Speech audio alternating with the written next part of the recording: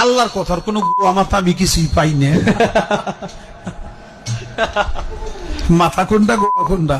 এভাবেই ইসলাম ও আল্লাহর সৃষ্টিকে নিয়ে গানের আসরে ব্যঙ্গাত্মকভাবে কটূক্তি করেন বাউল শিল্পী আবুল সরকার। তার এই বক্তব্য সামাজিক যোগাযোগ মাধ্যমে ছড়িয়ে পড়লে সমালোচনা ও প্রতিবাদের ঝড় ওঠে দেশ জুড়ে। প্রথম সৃষ্টি ইশক, আওয়ালুমা খালাকাল্লাহে মিন নূরি, নূর। প্রথম সৃষ্টি নূর।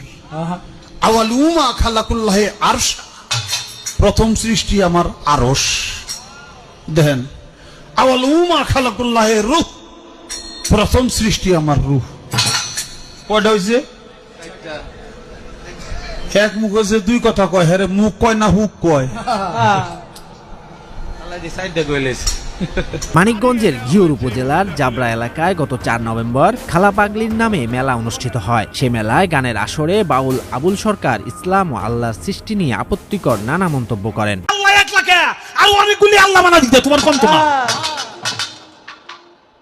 কি আমি কি অযৌক্তিক কথা বললাম? না, অনেক অগণিত আল্লাহ হইতো, এটা তো তুমি করলে না।